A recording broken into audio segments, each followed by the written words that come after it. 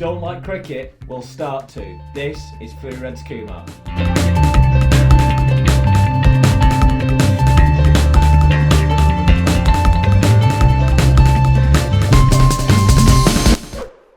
Welcome to the Pavilion, Durham's ancestral home for everything cricket, and this is the second episode of Three Reds Kumar, which is being beamed all across YouTube and across the world through the magic of video. Now, this is the Pavilion. As you can see, as always, it's decorated in a slightly, I don't know, how would you describe it? Year 2 art and craft, is what I described it as last time, but it is pretty impressive, and it looks, from this angle that we're sitting at here with just the two of us today, Bertie, I think the sort of majesty of the artwork and creativity is being truly channeled, and it's all for anyone to see. Yeah, I sort of think it's something more like out of Silence of the Lambs or Seven. Like, it's a bit like that episode of Partridge where he goes around someone's house and he's got pictures of them or him all over their walls. But here, thankfully, I've not had to bring anyone back in and greet them with a photo of our man Dwayne Leverock or Jeffrey Boycott. And to be fair, if I did bring someone back here and they were willing to accept that as a facet of my personality, then, I mean, they're definitely a keeper. Bit of a keeper, yeah. So we've got no Max Parry, we've got no Adrian Waddlove today at the moment. Hopefully we'll be able to get Waddlove on the phone later. Waddlove's done well, hasn't he? Yeah, hosts the show all year, and then we get it on the camera and he can't make it.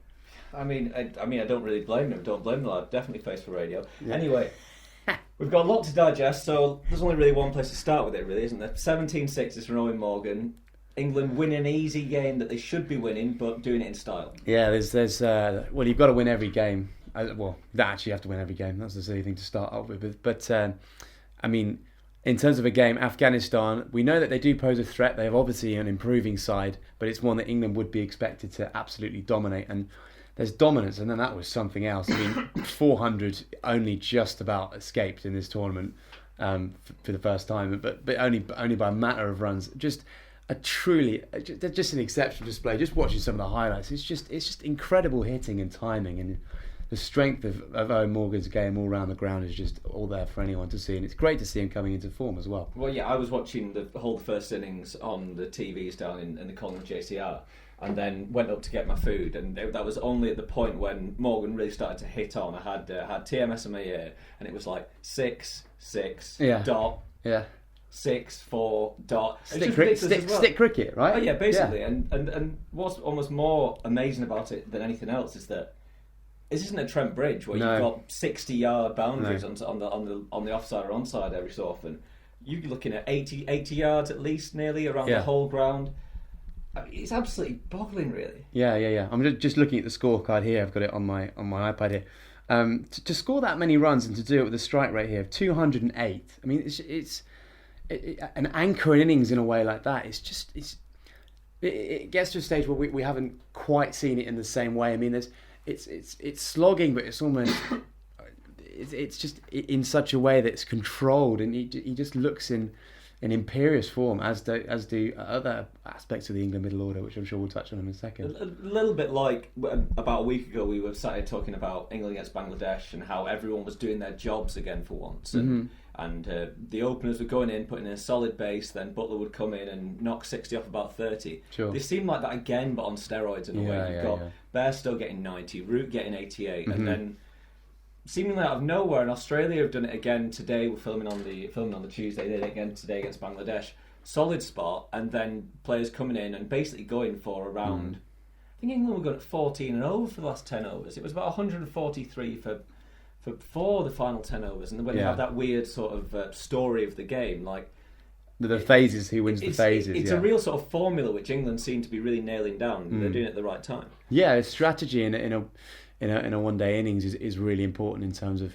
But and it's another thing that I touched on it briefly in the last pod. And I wonder whether it's going to become a slight factor, is because if England bat first, and because they have worked out how to bat first, I was always of the mindset that actually batting first in terms of hitting a big target, it's somewhat difficult because you don't want to start too quickly, because you start losing some wickets. You haven't got the scoreboard pressure to keep you going and focus your mind in the same way. But England have that ability to create little targets to hit in the early part of an innings, which means by about 20 overs they've knocked off so many runs that puts them in the great position.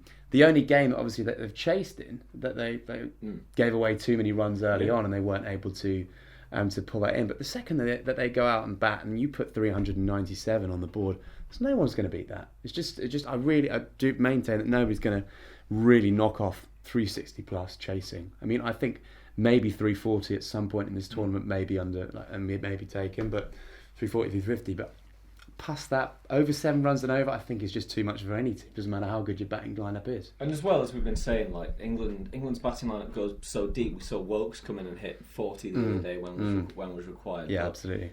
Bairstow hitting form, Root hitting form. Roy should be back in the side at some point. He's in good form. Morgan's batting very well. There's almost no weak link in that batting armour that you can really see popping up. Not just generally, but in terms of how they're running at the moment in the tournament. Yeah, absolutely. And one thing I would say, obviously, this second episode of our efforts in the pavilion here has been a little while ago. But the game also, I would say, actually almost impressed me more was the West Indies game in which England, which Joe Root got the century in, and there was so much against England in the sense that they started off quite nicely. The West Indies in oh no, I've told a lie by the way. They chased in that game. That was a bit of a false fact, but because they knocked off those ones. The West Indies started off quite nicely, and the bowlers started to pull things back at an important part of the game.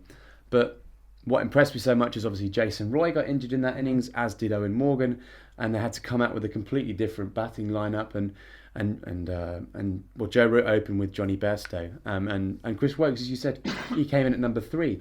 It's just that ability to be flexible, to be patient, and to work around to. Within this team, there's so many facets that are working well, and people who are willing to step up when required.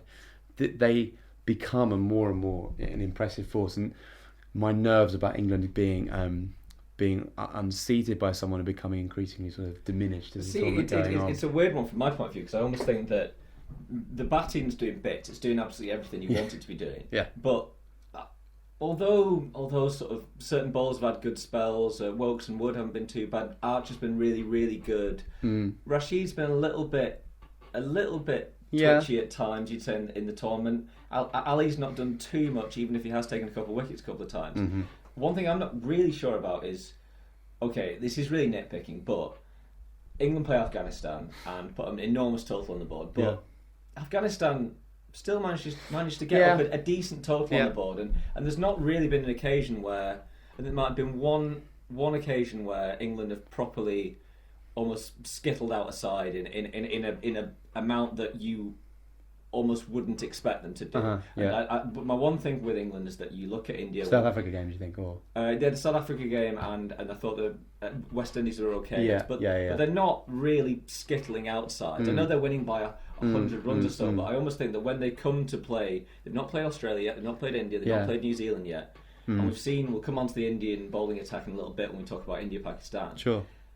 I don't think that bowling attack is really getting anyone scared. And if the batsmen happen to have a bad day, then will the bowlers be able to do enough? And I almost think that if India's batsmen have a bad day, or vice versa, the bowlers have a bad day, then one will manage to balance the other out. But I'm not entirely sure that it's a single route one plan for England. If it doesn't work with the batting, when it gets to the later stages, I'm a little bit concerned about it. Yeah, so I mean, moving on a little bit from England, because we can sort of see where England are going to end up in the tournament. They're firing all cylinders. The batting all's going well at the moment. We can see that there's sort of 4 teams that are really sort of carving a niche in this tournament. You've got New Zealand, Australia, India and England. And in that time, in the time since we last recorded a show, and there's probably been at least 6 games involving these sides, we suggested that would be our top 4. And in all of those games, they've won every single one. I think Australia, England, I think they've won every single one. As far as I'm aware, correct me if I'm wrong. But do you not just think that the World Cup's almost becoming a little bit predictable? It's not quite having enough. There's been the odd one, which we'll get to in a little bit. There's not been quite enough of those games which have really sort of set the tournament alight. And I'm a little bit concerned that because these 4 are going so well, Pakistan and South Africa haven't shown up and they're not going to be challenging the top 4. I don't think Bangladesh aren't going to have enough to challenge the top 4 at the end of the day. I'd be pleasantly surprised if they do. Are we going to get a lot of dead rubbers at the end? And is it going to sort of just peter out because of the format we talked about last week?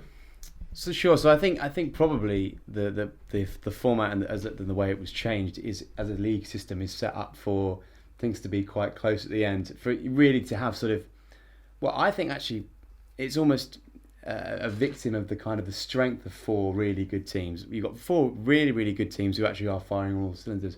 What the tournament was actually kind of set up for is two that are way ahead, and then sort of four just behind that are sort of fighting out and trying to get two spots. Whereas that's not really materialised. What it does mean, however, in terms of the tournament, in that, when we do get to that semi-final, I think that the sort of the latter stage of this group stage, I would agree, in terms of games that are going to have riding things on, mathematically it's going to peter out. But at the same time, the semi-finals are set up with two teams with loads of confidence, and they're going to be fantastic games. And I don't think you can predict what's going to happen. So that's in that sense, it makes for an exciting conclusion to the tournament. I just don't think there's going to be enough of those games. Sure. Again. Like although they've had this weird Super 8 system in the past where there's almost too many rounds, at least there's something. You watch the Women's World Cup, and now the Women's World Cup is football has got past that group stage. Mm-hmm. You're now into every single game means something, and that's what you want from a big tournament. And for me, this one's not going to throw enough of that up, maybe barring the odd, maybe 4th to 5th match, which could be decided in this coming week rather than 2 weeks, and those semis in the final. Yeah, I mean, I think the big surprise in terms of from the last podcast that we did, I feel that West Indies have just sort of really stumbled along a bit, and I expected a lot more from them. I expected a lot more from Gale, finishing his career, and he's not really got into this tournament. That's a real shame for the tournament in a sense. Bangladesh are just behind, and they've put on some really good performances. You may speak about in a minute. Losing today, unfortunately, but they're just a little bit too far behind. So, sort of in a weird way, victim of the strength of four teams, which does in itself set up for much better in the semi-finals and final, which I don't think can be a bad thing. But at the moment, no, you're fair. Right, absolutely. We're going to be back straight after this.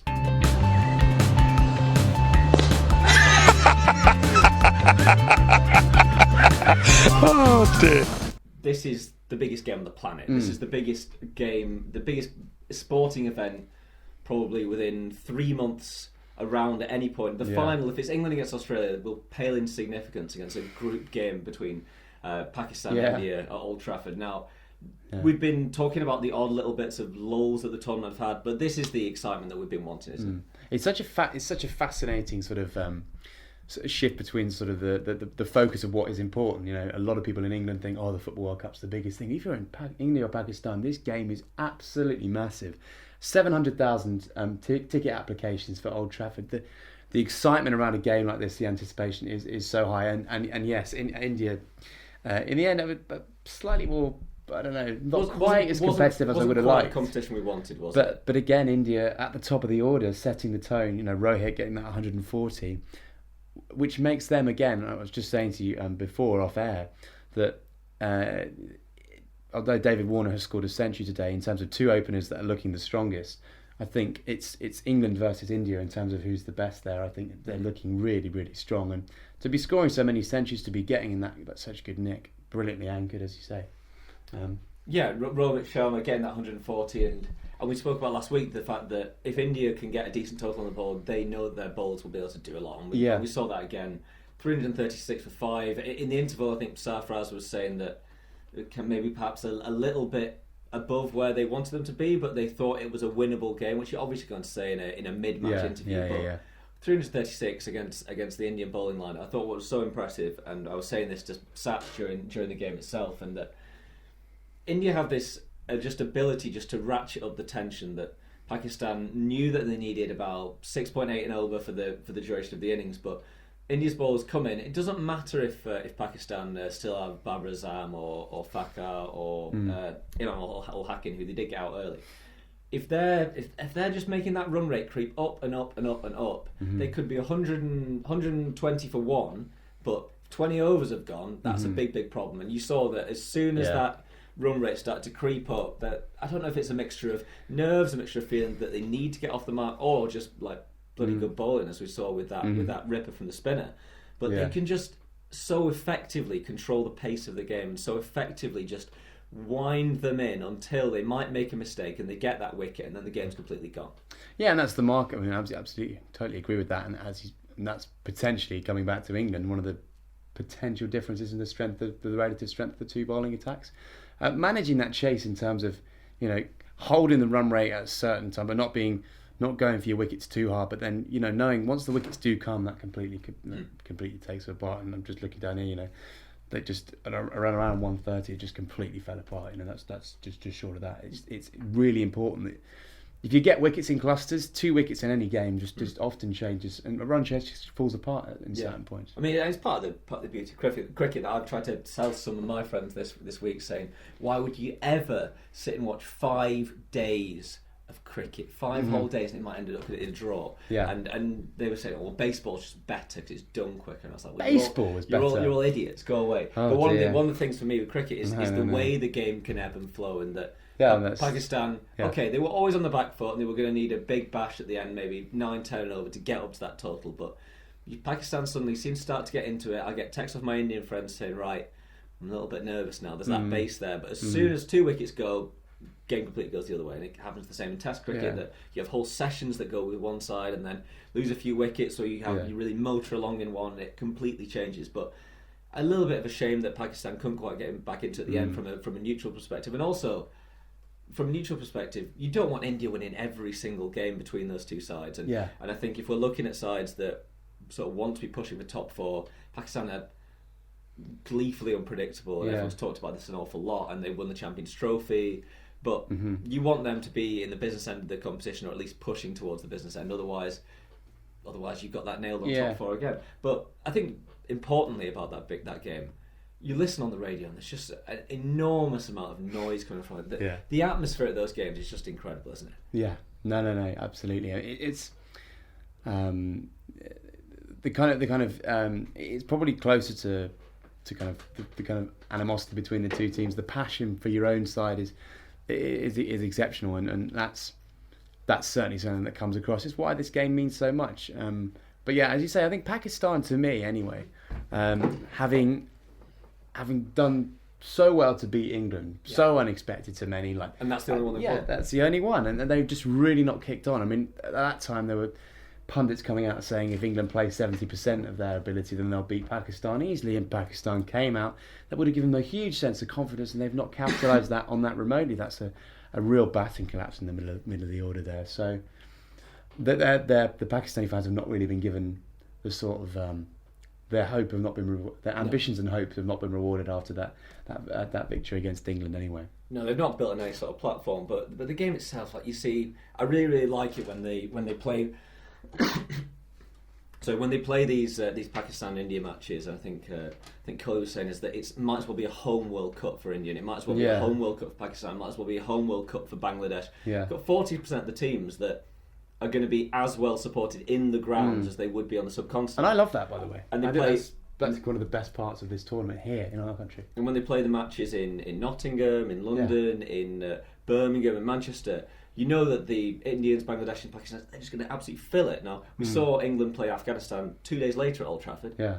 Nowhere near the same atmosphere. Nothing like the same sort of atmosphere at the match. And I know English cricket fans, it's very much sort of jolly good show, lovely shot. And, and it's the fever is just something that's so good to see that's something a little bit different. And I imagine that not just an advertisement for the game around the world, but when you get the naysayers who say, "Oh, baseball's so much better, cricket's just boring." Who says that, by the way? Who are they? Give me their numbers. I'll have to put some. No. God, no. I don't trust you to sort of leave them on hand.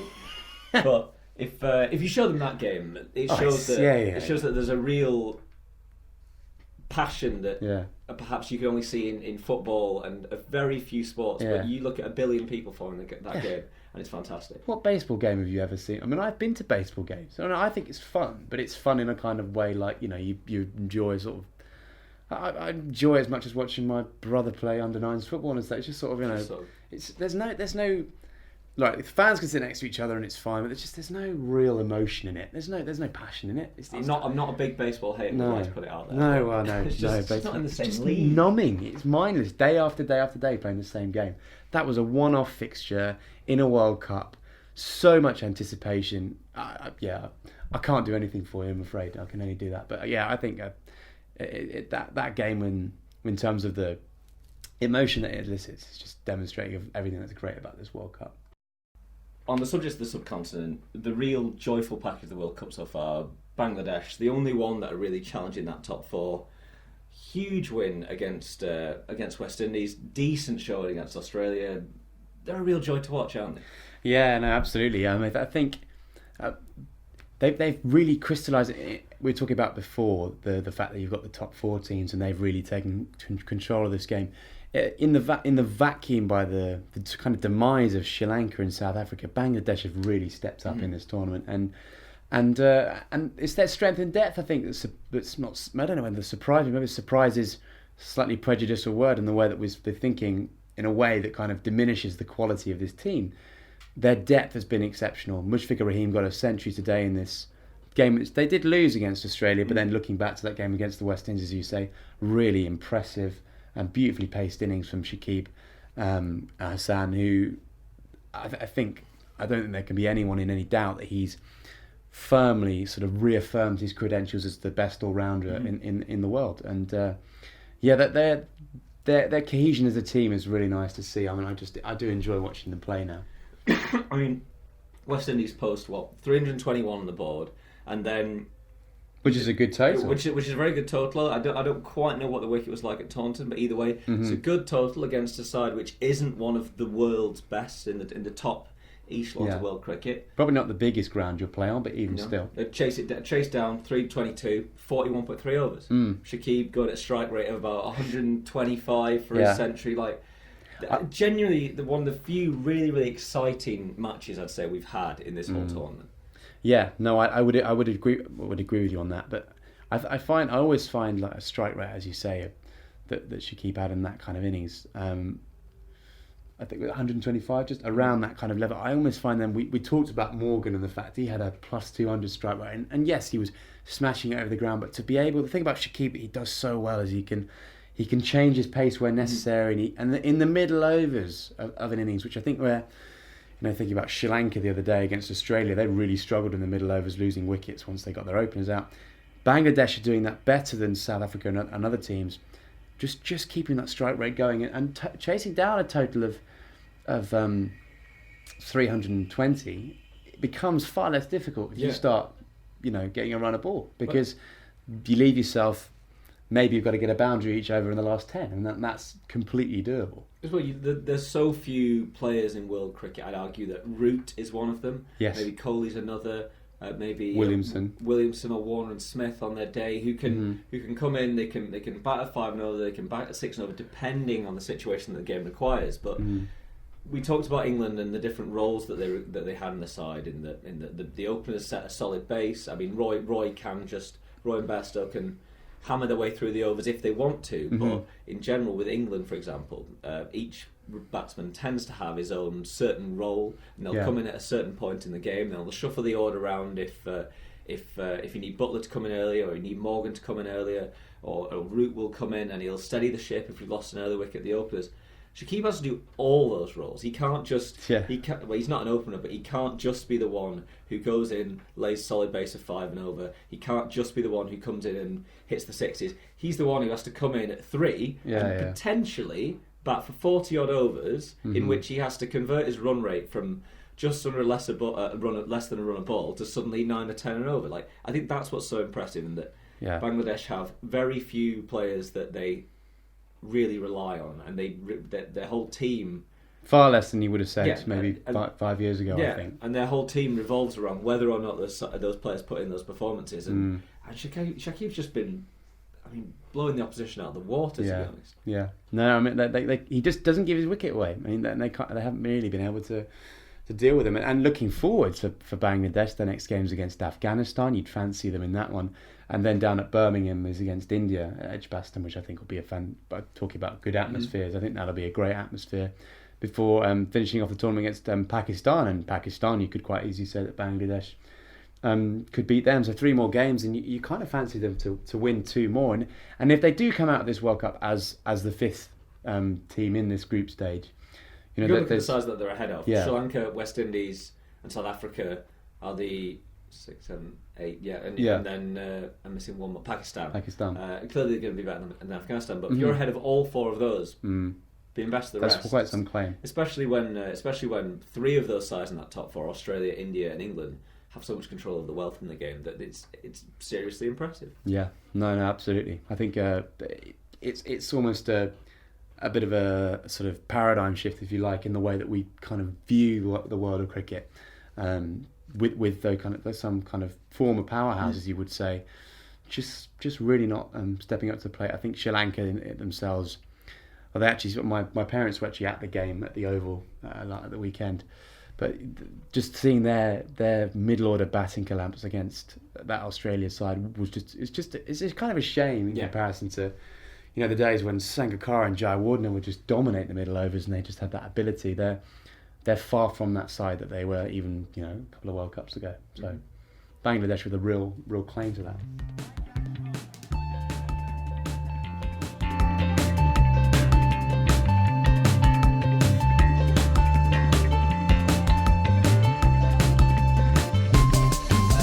We're going to be speaking to Adrian Waddlove. He's going to ring in from wherever he is in the world. I think he's only just down the road, but his mum's up, so he didn't want to bring her on. He said that you want to bring her on. He didn't want to bring her on. Bring her into the Lions' Den. That's it. He said that all she could talk about was mind the bed, Mrs. Waddlove. Yeah. Well, it's outside in the corridor. Yeah. But he said that all she could talk about was 80s Lancashire cricket. So Waddlove. It runs in the family. It's very, very Waddlove, isn't it? And I can imagine his kids are going to be exactly the same as him, and he's been telling me this week that do you want Waddlove update? Turns out that Adrian still plays Don Bradman, cricketer on his own on his laptop. Now, read into Imagine that my what you shock. Imagine my read shock. Read into that what you will, but oh man, we need to get that man a little bit of help. Anyway, we'll be ringing Adrian in a little bit. To probably discuss Rome and him roaming around there. We'll get him on cricket and get him on for the quiz at the end. But it would be rude for us not to mention New Zealand and Kane Williamson. I think probably one of the great World Cup innings, a century, really grinded it out and then just finishes it with a 6 and a flourish. Now I know there was a fantastic performance from de Grandam as well, but he is a phenomenal player, and New Zealand are putting together a lot of very, very good performances. Yeah, again, New Zealand, they're the last item we get to, and that's kind of testament to what we say. I mean, the dark horses of the tournament is so justified, and they, actually, as you say, dogged performance. I mean, we've been talking about strike rates of Eoin Morgan getting over 200, Shakib there with 125, still very aggressive innings. So to complete an innings, which is a match-winning innings with 76 kind of strike rate, is firstly unusual, but secondly very, very impressive. To have the patience and actually the composure in a game of one-day cricket when you are chasing, when you're chasing, it's 241 they were chasing against South Africa. That in your mind would be saying, well, that's one we should knock off. In the way that the ODI game is, as such, they should be knocking that off. But the innings didn't get off to the best start. Guptill hit his wicket, and wickets kind of fell. But he is that rock, and there's we've already talked about Shakib. There's almost, I'd be interested to see what people watching think. Who is the best number 3 of this tournament? Because you've got plenty of claims, plenty of people coming into form. But a really, really special innings, and they are, as a team, they do well at winning games. Yeah, England. That's good if you want to win cricket tournaments. But yeah, no, absolutely. But England can win games by hundreds of runs, and which England have done, but they just find that way to do enough, don't they? And as well, if you don't, got to be steely, If you're not a cricket fan and you're watching someone like block a lot of balls, and that in the basic sense in the word, there's a limited number of balls that you have. You're watching Kane Williamson thinking he needs to score a lot quicker, but there's a lot more to it than that, isn't there? They won with just a few wickets left, or I think they were 6 down, and relying on the lower order to do stuff is very, very difficult, and to be that linchpin is so important for any side. Right, Adrian Waddlove is on line 1. Adrian, how was Rome? How was Rome? It was really good, thanks. I bet you had a lot of pizzas. 6 pizzas 6 in whole pizzas. 4 days. Someone's got their big boy pants on. I know, but that's why I'm not currently on the video, because you'll have seen that I've put a few pounds on, I reckon. Well, I have as well, to be fair. Yeah, it's not been a good The couple of kebabs and weeks. beers in Bratislava have not done me any good. My physique didn't need that much kind of help, but Meanwhile, I could be in Dublin, but my passport was lost, so I'm here. Right, anyway, so, Adrian, we thought... Before we go any further, I quite like this vibe. It feels a bit like I'm at Eurovision or something. Eurovision? The jury vote and... Where are you calling from? hello, Pavilion. A great show tonight. Oh, no. You ruined it. Yeah, that's what they say, isn't it? You know, they come in like from... unfortunately. I mean, Adrian, to be fair, you are socially awkward enough to be a Eurovision presenter, so that would sort of work. And Graham Norton goes like, "Oh, Tallinn looks lovely, doesn't it?" I was like that, you know. And I've heard that we've been saying that you've still been playing Don Bradman cricket.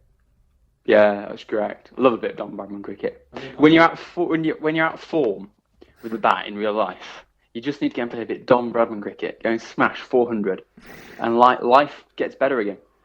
Does it really though? Sorry, it's a shame that's on radio on TV because you might be able to see that I've rolled my eyes. TV, I said that again. It's not on TV, is it? Oh wait, no, actually it is because your parents watched the my mum and dad watched on TV and said that everything was too small on the graphics. But I was like, Mum, no one watches stuff on TV anymore. Get in the current. Right, okay, Adrian. Get into 2019. Okay, Adrian. I thought we'd start off with the quiz, which you've not actually taken part in yet. So welcome. Welcome. The Hello. quiz is called Who's At? We love a good quiz we do in love Purple a Radio good Sport, quiz. don't we? Yeah. Right, okay. The quiz will consist of me giving you a series of clues to a cricketer, and you will have to guess who the cricketer is. You can say stop, and then you can say who you think it is. After each clue, you can only say stop once after each question. Anyway, question number 1. Okay. I was born on the 6th of July, 1977. When? 19. Okay. It's a 6th bit of July. like Oh, that's my it's sister's a bit birthday. like Question of Sport, isn't it? Yeah. I made my Test debut in 1998. Okay. 98. Oh, okay. So he's an oldie goldie. I have never scored a 50 in any format of the game, with my highest score ever being 42 not out. Ooh.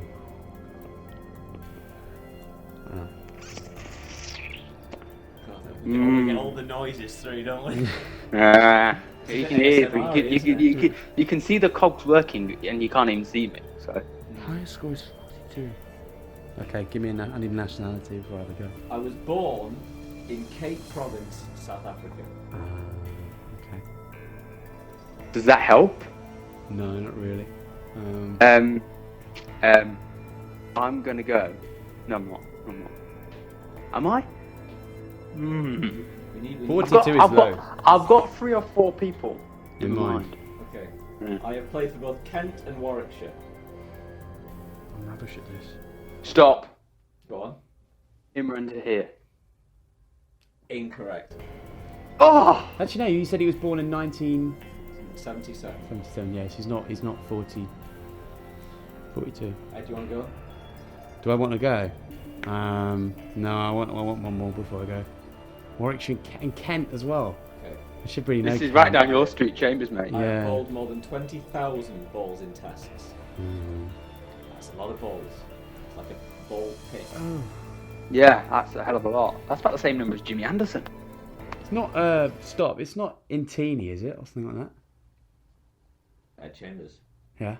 It is McLaren Ed takes the Adrian, you're not even here. You're losing all the quizzes. What are you good I for? thought That's it a was good between shout, that, actually. It was between Tahir and Intini. I mean, I've seen Tahir play for Warwickshire, which is why I went with. Yeah, it's a good I was shout. thinking he'd play for Kent, and I was rewatching the highlights of that. You know that game in 2006 when South Africa beat Australia, and it was Intini not those runs down to third man. Yeah, his high score ever is 42. He's never scored a first class 50 or a list A 50.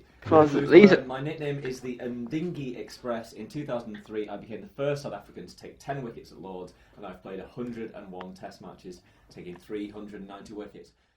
Unfortunately, that's all we've got time for today on 3 Reds Kumar. Remember to subscribe to the channel, and if you've got any correspondence that you'd like to send in, any questions, any stories about cricket, then send them in to sport@purpleradio.co.uk. And if you've got any questions about joining the station, then email station.manager@purpleradio.co.uk, and Adrian will be able to sort through all of that stuff. Thanks very much for watching, and as always, keep